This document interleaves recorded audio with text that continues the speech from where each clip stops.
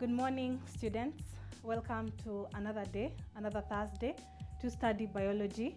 I am Madam Hellen Muthoni. I teach at the Kaugweni Boys High School. And today we are going to cover Form 1 biology. Our topic will be cell physiology and our focus will be on diffusion. I hope you have a biro and somewhere to write on. You can write the main points. So in this topic, there are things that you should know, or there are things that you should focus on when you're studying. And this is number 1, the definition of terms. Number 2, experiments. Number 3, factors affecting various physiological processes. And lastly, the role of physiological processes. Now, cell physiology is the 4th topic in Form 1, a very simple topic, a topic that is tested, and a topic that is easily understood when you practice it. I will start by reviewing cell physiology, and we're going to define the term cell physiology. Now, cell physiology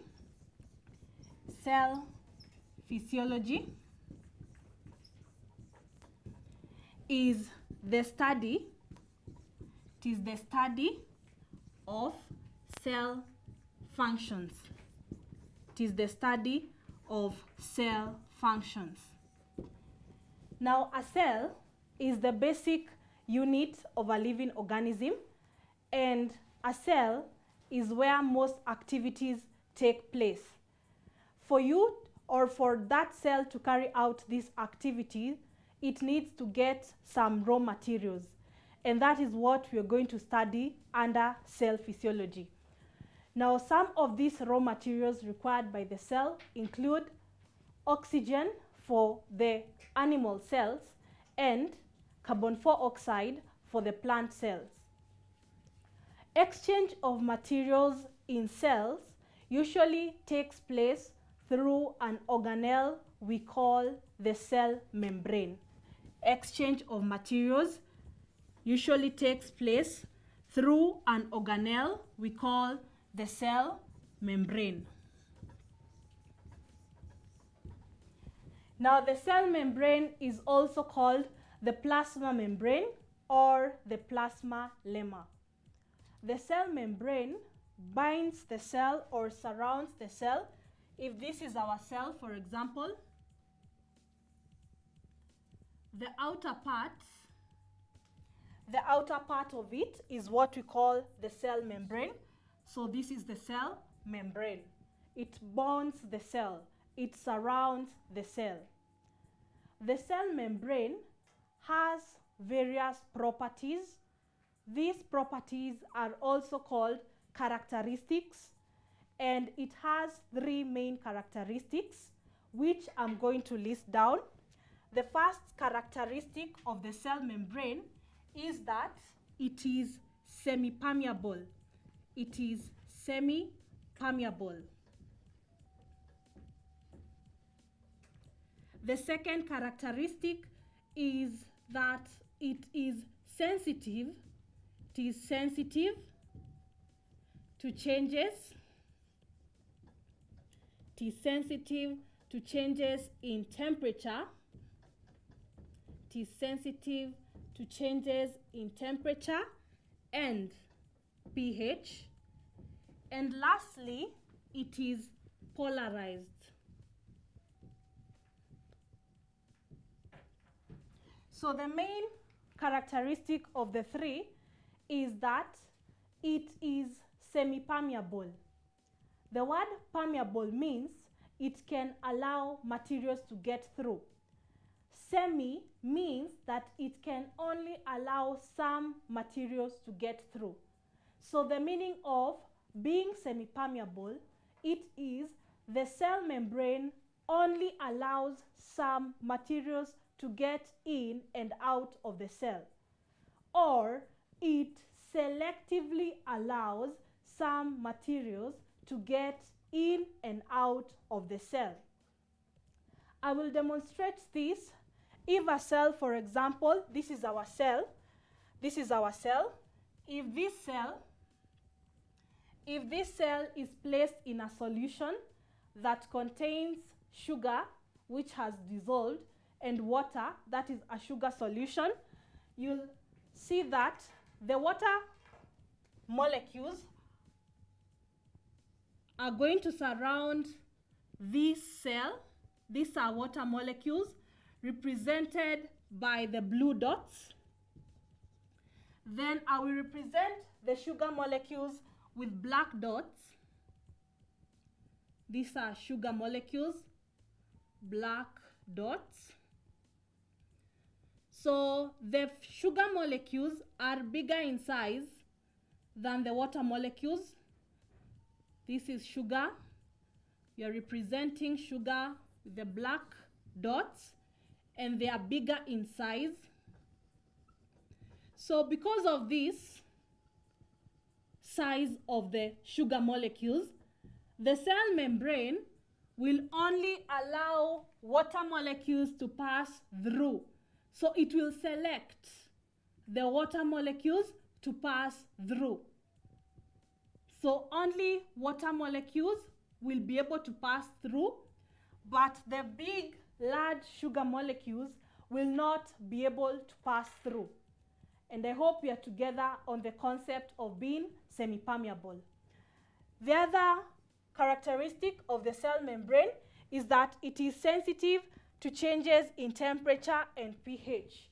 Now, temperature, when there's high temperature, the cell membrane has proteins which, if the temperature rises above normal or above optimum, the proteins in this cell membrane will get denatured. Denatured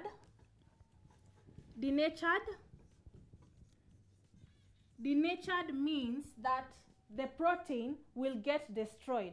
And if the protein in the cell membrane gets destroyed, that cell membrane cannot be able to allow materials to get into the cell, and it cannot be able to allow materials to get out of the cell. The last property of the cell membrane is it is polarized.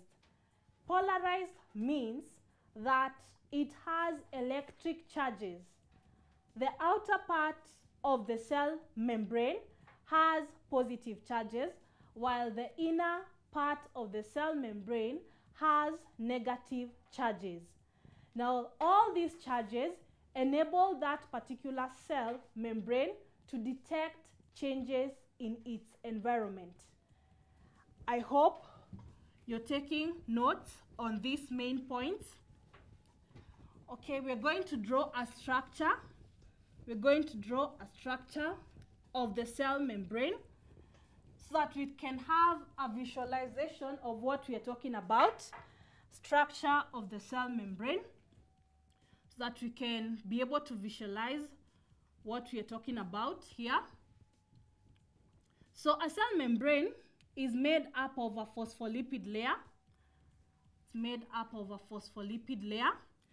And the cell membrane also contains spaces, and those spaces are called pores.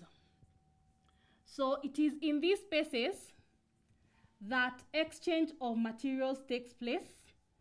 It is in these very spaces or pores that exchange of materials takes place. Now, what surrounds the spaces are proteins. So this is a protein, and this on this other side is a protein. So the space that is left here is what we are calling the pore. And it is through this space materials will exit the cell, and it is also through this space that materials will get into the cell. Now, this all together is what we are calling phospholipid.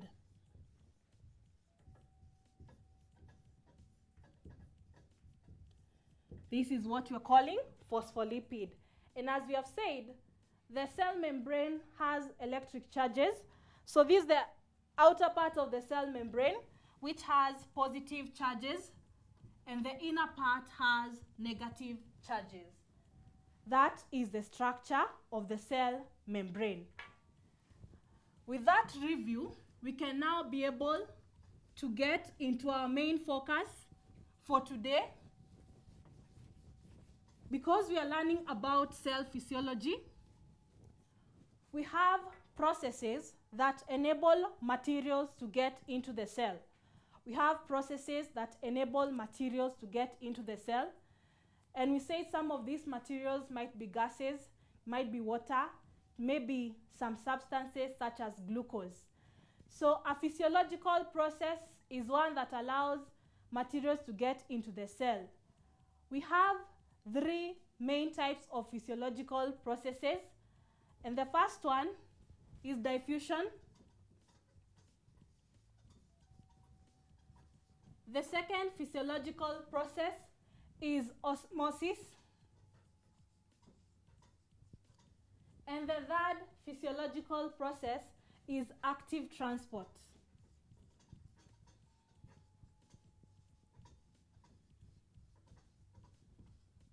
So these three allow materials to get in and out of the cell. But today, our main focus will be diffusion. Our main focus will be diffusion. And in diffusion, these are the key areas we are going to look at. Number one, we are going to define the term diffusion. What does it mean? We are also going to define other terms related to diffusion. For example, the term diffusion gradient. We are also going to look at experiments that are used to demonstrate diffusion. And we are going to look at factors affecting diffusion. What makes diffusion to be high? What makes diffusion to be low? Last but not least, we are going to look at the role of diffusion in living organisms. What is the function of diffusion? What does it serve in the bodies of living organisms? With me here, I have a snow spray. With me here, I have a snow spray. And this snow spray contains a lot of snow spray inside. This is a container. And this container is housing the snow spray inside. So the amount of snow spray inside here is a lot. The environment we are in right now does not have snow spray, but the snow spray inside here is a lot. So I can say that the concentration of snow spray inside this container is greater than that of the environment. The concentration of snow spray inside this container is greater than that of the environment. So what I'm going to do, I'm going to spray. And let's observe what will happen. I'm going to spray.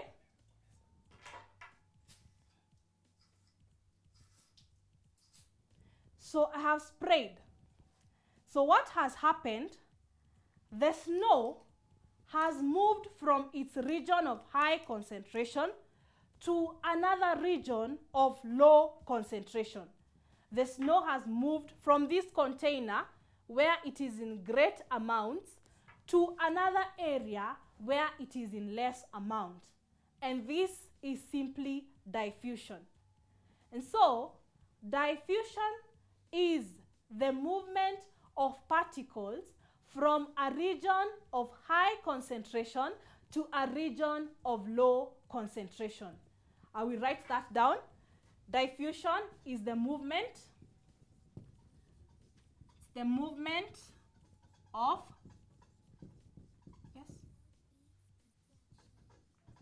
So it's the movement of particles. Let me use a darker pen. So it is the movement of particles.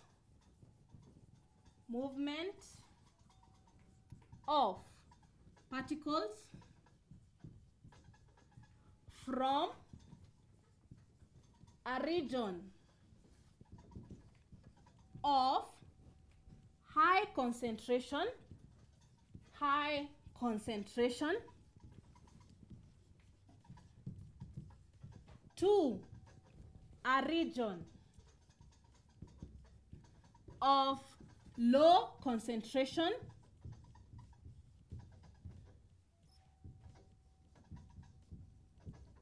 Yes, that is the definition of diffusion. That these particles, the molecules, will move from where they are in large amounts to where they are in little amounts. So this brings us to the second concept we are going to define, and that is diffusion gradient. Diffusion gradient. Diffusion gradient. From this definition, we find that we have two regions. The region of high concentration and the region of low concentration. When we talk about concentration, we are talking about the amount. So the amount of particles in one region is high, and the amount of particles in another region is low. There is a difference between the amount in the first region, which is high, and the amount in the second region, which is low. So diffusion gradient is the difference in concentration of particles between the region of high concentration and the region of low concentration. We can write that down, that it is the difference. It is the difference. It is the difference in concentration of particles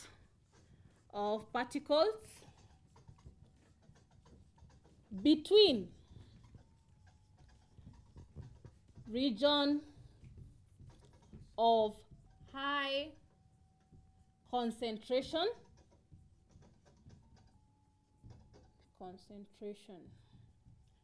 and region of low concentration. Region of low concentration.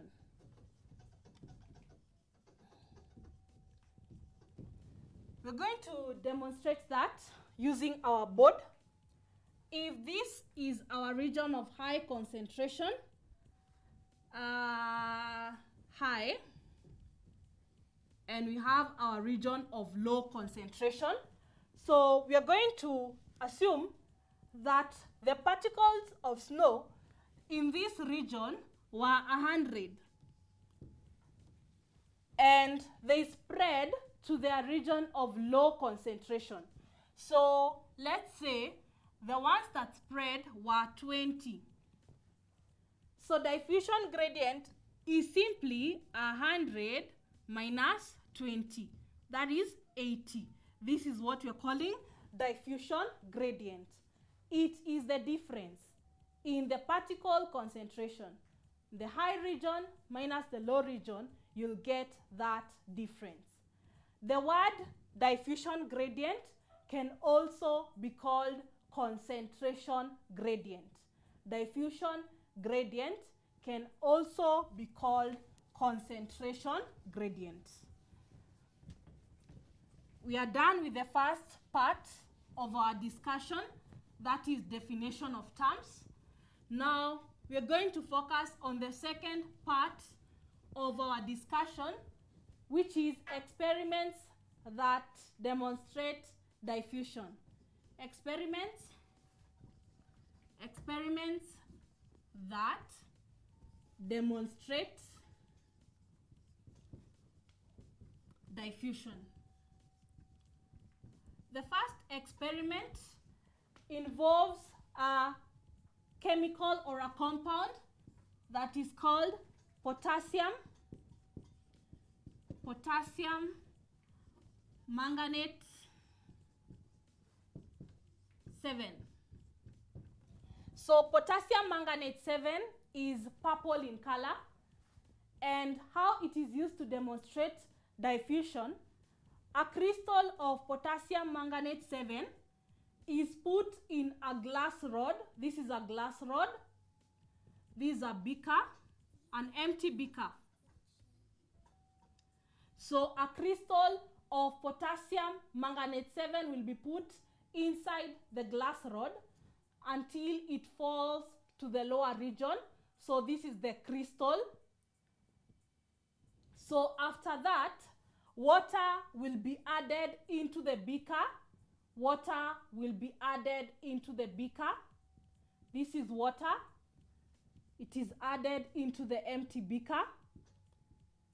Then the glass rod is removed. The glass rod is removed so that this particle remains at the base. And so what will happen, the particles of this crystal will break away. They will break away and they will start spreading inside the water. So this is the crystal on the lower side. So this is the particle of potassium manganate 7, and the particles that compose it will break away. Breaking away means that they will spread themselves, and after a while, all the water will turn purple in color. After a while, all the water will turn purple in color. So this is water. Then the dots I'm going to draw, the circular dots, are the ones that are presenting the particles of potassium manganate 7. They are going to spread evenly in the water. The observation, what is seen after this experiment, is that the water turned purple. The water turned purple. The explanation for this observation is the water turned purple because the particles that are making potassium manganate 7 broke away from the crystal and spread throughout the water, and they spread through the process of diffusion.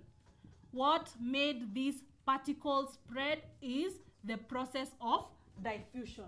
So you can see that every molecule, every particle is moving from where it is in high concentration, that is this point, and it is spreading to where it is in low concentration.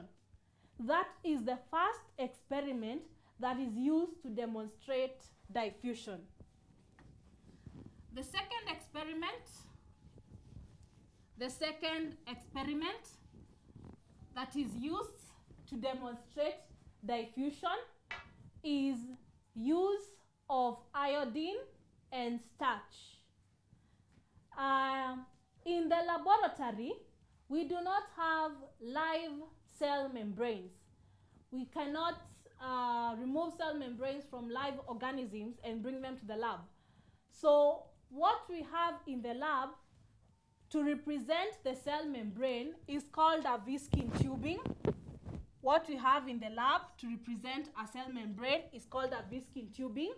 A Viskin tubing is a clear paper that takes this shape, and this clear paper is semi-permeable. It is semi-permeable, meaning that it can only allow some materials to get inside it, and it doesn't allow others to pass through it. The second experiment will involve the use of the Viskin tubing. So this is the Viskin tubing. And we have said the Viskin tubing represents the cell membrane in biology experiments done in the laboratory. Now we have a beaker here. And in this beaker, we have a solution. And that solution is called iodine. Iodine. So iodine is brown in color. Iodine is a solution or a reagent that is used in the lab. It is a dye, and that is why it is brown in color. It is a dye, and that is why it is brown in color. Then in this experiment, what will be put in the viscine tubing is a starch solution. Starch solution. Starch is a compound. It's an example of a complex carbohydrate. So when you mix starch with water, you get starch solution. Starch solution is white in color. Starch solution is white in color. Now, when iodine reacts with starch, it forms a blue-black solution. When iodine, this chemical in the beaker, reacts with starch, it forms a blue-black solution. And so, in the lab, we say iodine is used to test for starch. This starch will be kept in the viscine tubing. So this is starch. It will be kept in the viscine tubing, and the viscine tubing will be closed at both ends to ensure there is no leakage. So what is inside here is the starch solution. Starch solution. So on one side, a string will be tied on one side, and this starch solution will be lowered in the iodine. This starch solution now will be lowered here.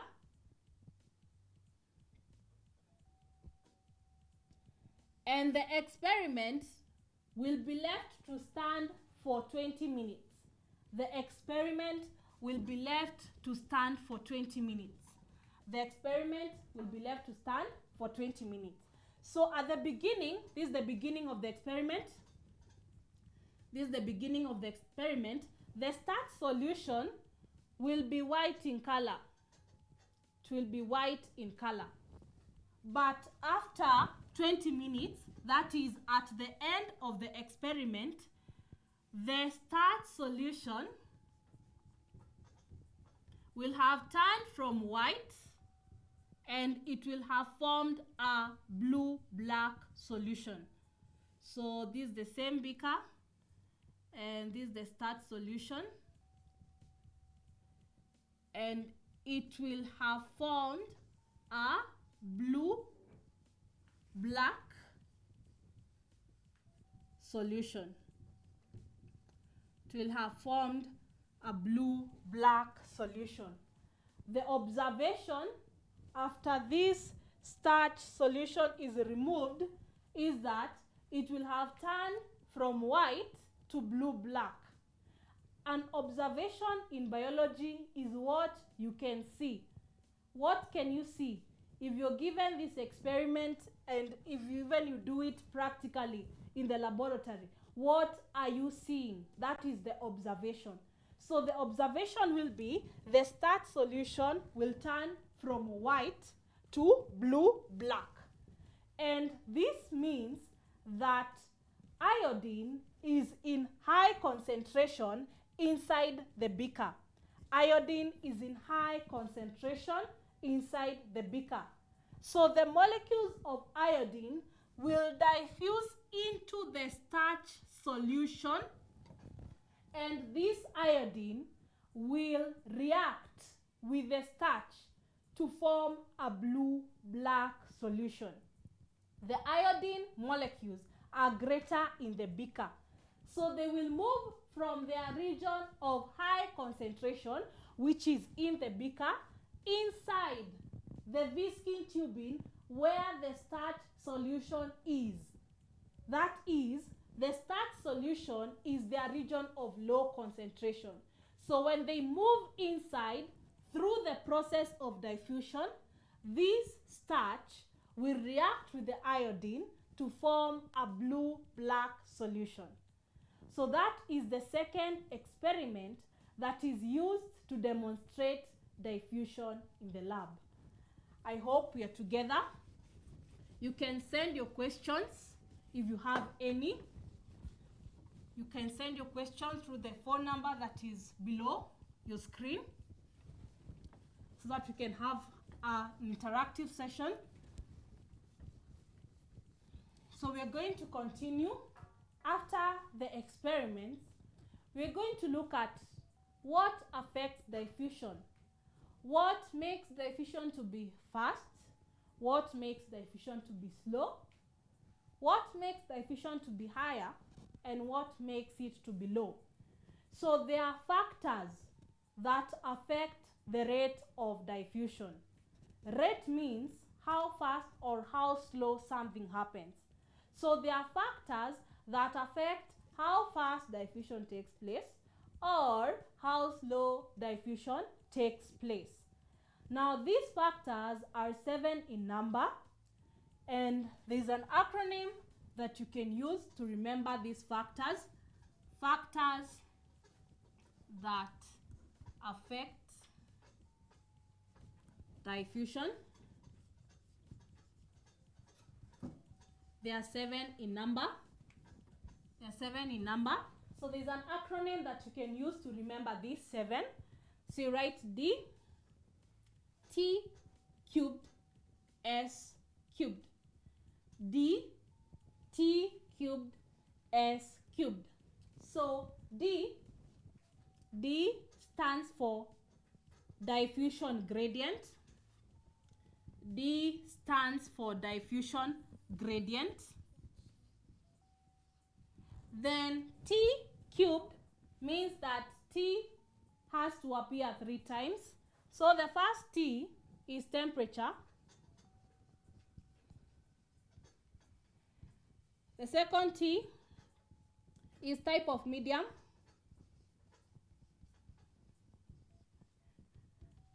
The third T is thickness of membrane. Thickness of membrane. Then we have S cubed. S cubed means that S has to appear 3 times. So the first S is size of molecules. Size of molecules. The second S is surface area. And the last S is surface area to volume ratio. Surface area to volume ratio. Surface area to volume ratio. So these are the 7 factors that affect the rate of diffusion. So we can state them first, then we are going to explain each of them. Diffusion gradient, also called concentration gradient, temperature, type of medium, thickness of membrane, size of molecules, surface area, and lastly, surface area to volume ratio. We're going to start with diffusion gradient. As I had defined before, diffusion gradient is the difference in particles between the region of high concentration and the region of low concentration. So when the difference is high, the rate of diffusion is high. And when the difference is low, the rate of diffusion will be low. We can demonstrate that. We had this small table here showing how particles are in the region of high concentration and in the region of low concentration. So in the region of high concentration, we're going to have 2 scenarios. This is the first one. In the region of high, there are 100 particles. When in the region of low, we have 20 particles. The difference or the diffusion gradient will be 100 minus 20, which is 80. Then we have another scenario where we have 100 in the region of high concentration and 2 in the region of low concentration. The diffusion gradient will be 100 minus 2, which is 98. So diffusion gradient here on this second scenario or in the second scenario will be greater than in the first scenario. So there'll be a higher rate of diffusion in this area because the difference in concentration is greater, and there'll be a low rate of diffusion in this area because the difference is lesser. So the higher the concentration gradient, the greater the rate of diffusion. The lower the concentration gradient, the lower the rate of diffusion. So don't get confused. Concentration gradient and diffusion gradient mean the same thing. After that, we have temperature. So temperature increases the energy content of the diffusing molecules. Increase in temperature increases the rate at which these molecules will move. So, increase in temperature increases the rate of diffusion, while decrease in temperature decreases the rate of diffusion. Then we have another factor, that is the type of medium. A medium is where something is taking place, or it can be a reaction, it can be a movement. So we have three types of mediums. That is the three states of matter: solids, liquids, and gases. Diffusion does not take place in solids.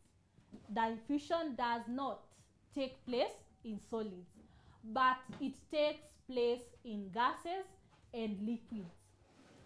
The thing is, diffusion is faster in gases than in liquids.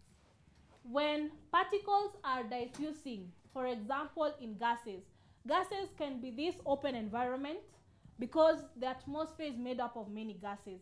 So when particles are moving around this area, they will move faster compared to the same particles moving in water. So diffusion is faster in gases than in liquids. The other one is thickness of membrane. Thickness of membrane. Now a membrane, for example, a cell membrane, as we looked at when we were beginning, can either be thick or thin. So we're going to draw two membranes. The first one will be a thick membrane. Thick means that the space in between the both sides is great. Now this is a thick membrane. This is thick. And we have another membrane that is thin. Thin, like this. It is thin. So in thick membranes such as this, the rate of diffusion is slow. In thick membranes such as this, the rate of diffusion is slow. The reason why the rate of diffusion is slow is because the diffusing molecules will travel a longer distance. This distance is long, so they will travel a longer distance to the other side to cross to their region of low concentration. So this makes the rate of diffusion to be slow. Then we have this membrane. As you can see, the size between the length between the far side and the lower side is less. So the diffusing molecules will only take a short time to reach the next region. So in thin membranes, the rate of diffusion is fast. In thin membranes, this is a thin membrane, the rate of diffusion is fast. The other factor that affects diffusion is the size of molecules. Molecules are also called particles. Molecules are also called particles. Molecules are also called particles. Now we have two categories of molecules or particles. We have large and heavy molecules, large and heavy molecules, and we have small and light molecules, small and light molecules. So large and heavy molecules, we can draw big shaded circles to demonstrate this. Large and heavy, they are big in size and their weight is more. Then we have these two unshaded circles to present small and light molecules. So small and light molecules, they diffuse faster than heavy and large molecules. Small and light molecules will diffuse faster. They will diffuse faster than heavy and large molecules. Heavy and large molecules will diffuse slowly due to their size and due to their weight. The other factor that affects diffusion is the surface area. Surface area. What amount of area is exposed for diffusion to take place? We can demonstrate that by drawing two surfaces. We have surface A and surface B. This is surface A and this is surface B. So the first surface is big in size and the second surface is small in size. So the rate of diffusion will be high where the surface exposed is large, because a lot of molecules will be able to get to their region of low concentration. But where the surface area exposed is small, the rate of diffusion will be low. This is because a lesser area has been provided for diffusion to take place. So this is big, meaning that more molecules will diffuse, but this one, other side, this area, surface B, is small, meaning only a few molecules or particles can move to their region of low concentration. Last but not least, we have surface area to volume ratio. Now, surface area to volume ratio is a comparison between the surface exposed, for example, for an organism, versus its volume. So the higher the surface area to volume ratio, the higher the rate of diffusion. The higher the surface area to volume ratio, the higher the rate of diffusion. So those are the 7 factors that affect the rate of diffusion. Students, when you're outlining these factors and explaining them, you must give the both sides. For example, if it's temperature, you must say, how does high temperature affect diffusion? Then explain also how low temperature affects diffusion. Don't leave your notes hanging. Don't leave your answers hanging. Now, from these points, we are going to look at the role of diffusion.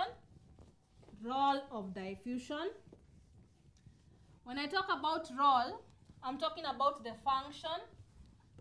What is the function of diffusion? How does it affect?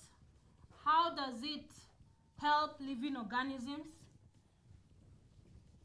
This is the role of diffusion, also known as the function. The importance of diffusion. Role of diffusion. So we have these major roles of diffusion. Number 1, diffusion helps in absorption of materials in plants. It helps in absorption of mineral ions. plants. Diffusion also helps in absorption of end products of digestion in the small intestines, and products of digestion in the small intestines.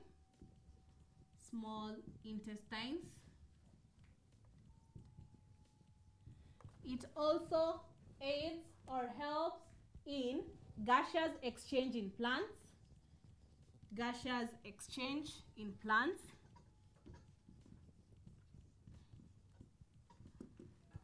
It assists in gaseous exchange in animals. Gaseous exchange in animals. Gaseous exchange in animals. Diffusion also helps in excretion of nitrogenous waste in unicellular organisms. Excretion of nitrogenous wastes in unicellular organisms. Unicellular organisms. And lastly, it helps in translocation. It helps in translocation. Location of end products of photosynthesis. End products of photosynthesis. End products of photosynthesis. These are the main importances or the major roles of diffusion in living organisms. This diffusion process assists both plants and animals. For example, it helps in absorption of mineral ions in plants. Now, mineral ions are found in the soil solution. Soil water is called soil solution. So these mineral ions are in higher concentration inside the soil solution. So what happens? They will diffuse from the soil solution, which is their region of high concentration, and they will enter into the root hairs where they are lowly concentrated. These mineral ions will then be taken up by the plant and used in the body. The second one is absorption of end products of digestion in the small intestines. Living organisms such as mammals, we be specific on human beings, the process of digestion ends in the small intestine. Digestion is the breakdown of complex food into simple substances. The simple substances formed include glucose. So for glucose to be transported into the body, it first has to diffuse from the small intestines into the bloodstream. Then it is then transported to all cells where it is used for processes such as respiration. Another function of diffusion is that it aids in gaseous exchange in plants. Diffusion aids in gaseous exchange in plants. Gaseous exchange is the process where respiratory gases, oxygen, and carbon dioxide pass across respiratory surfaces. Now, gaseous exchange in plants, during the day, the plants take in carbon dioxide gas, which they use for the process of photosynthesis. After photosynthesis has taken place, this plant gives out oxygen as a byproduct.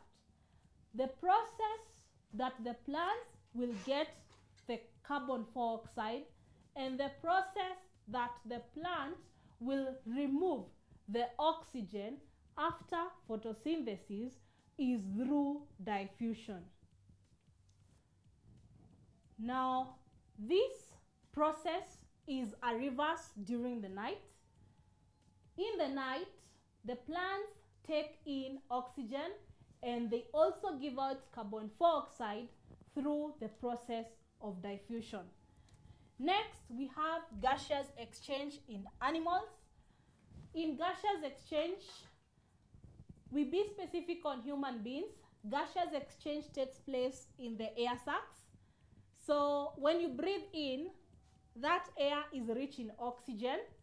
So oxygen will diffuse from the air sacs into the bloodstream, and carbon dioxide, which is a waste gas, will diffuse from the bloodstream into the air sacs, and finally you will breathe it out so that it can be excreted to the external environment.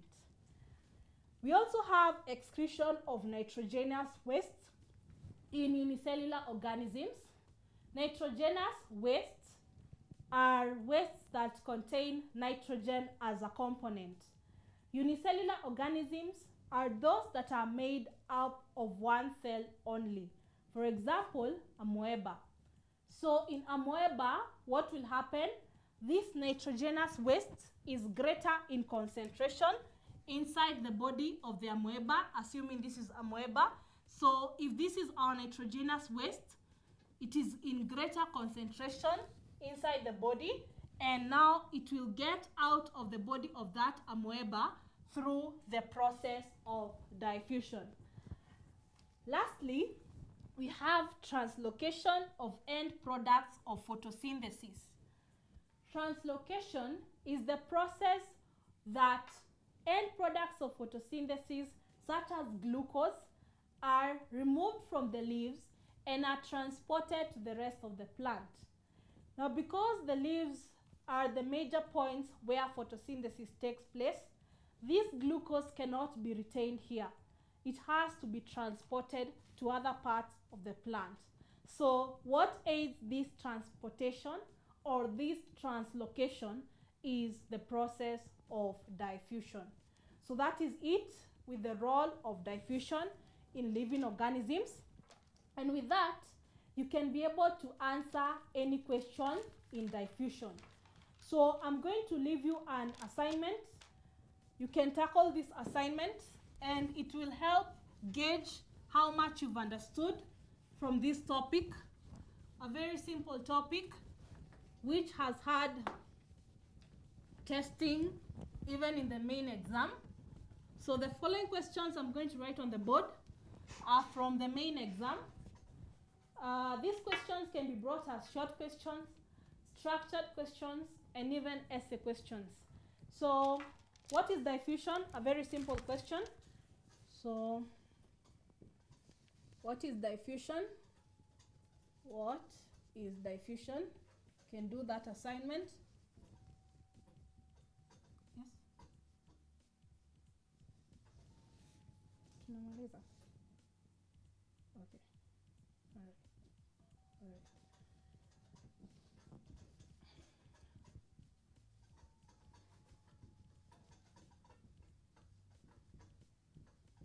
So the following questions will help you, and the following questions have been tested in KCSE. Very easy questions. Once you get the concept of diffusion, there is no question you cannot answer.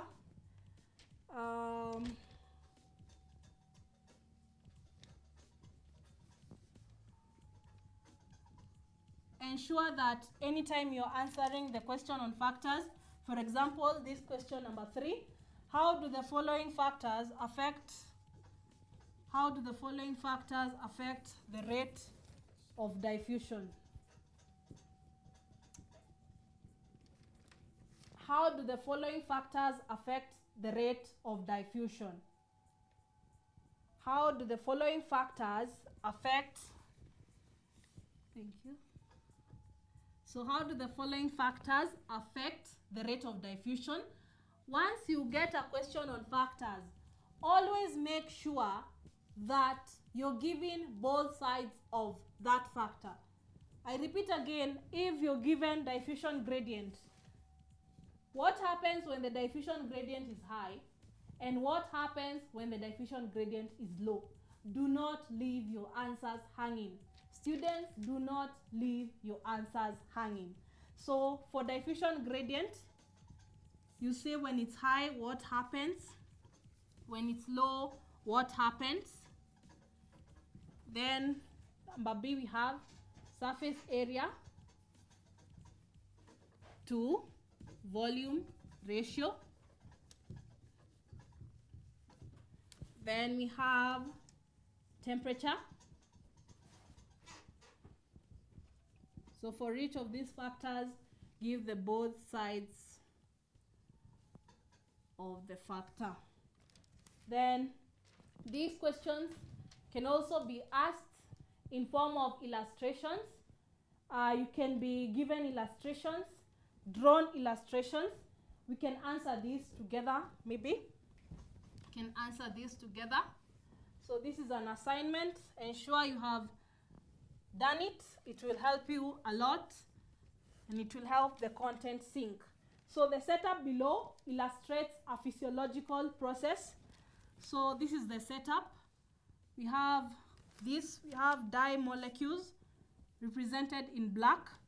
Then we have a cell membrane. On this side we have water. So dye molecules, dye molecules. Then we have the same setup continuing, ensuring that some of these dye molecules are getting to the other side. Lastly, these dye molecules will become distributed equally on the both sides.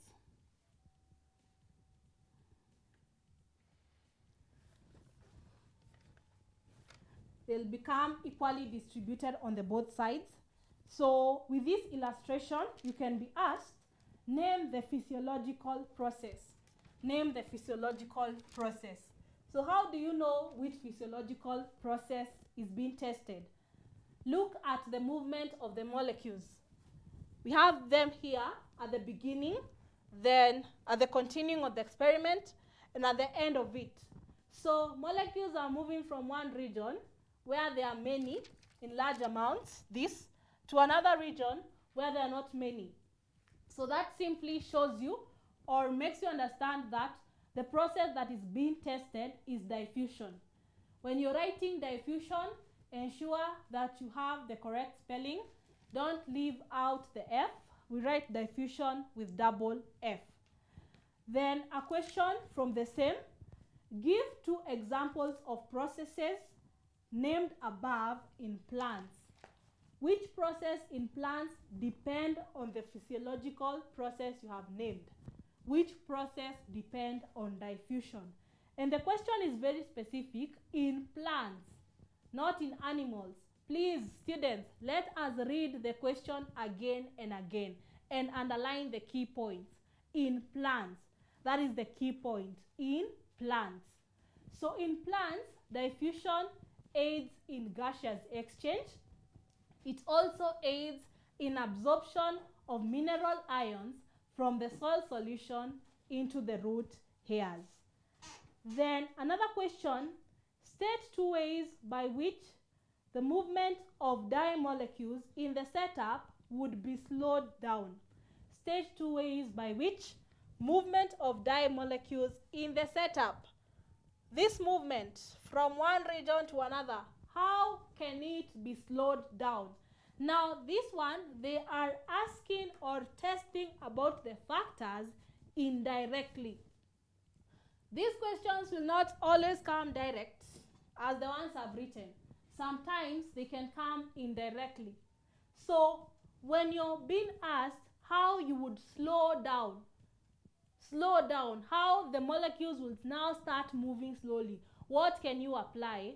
You are being told to give the factors and also the negative part of the factors. For example, you can lower the temperature, You can increase the thickness of the tissues. You can lower the diffusion gradient.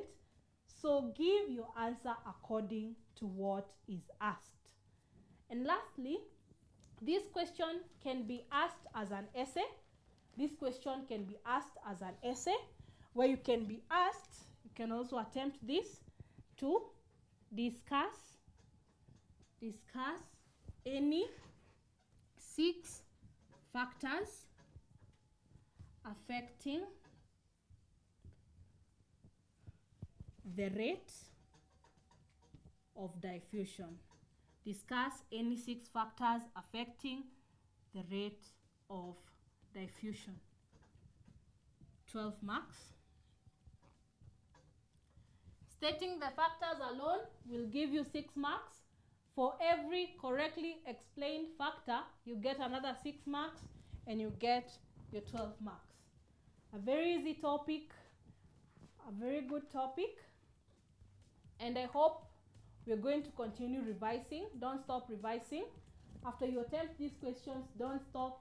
Continue exposing yourself to more and more questions. I hope you have understood. I am happy to have been here today. Continue working hard, and I wish you all the best. And for now, it's a bye from me.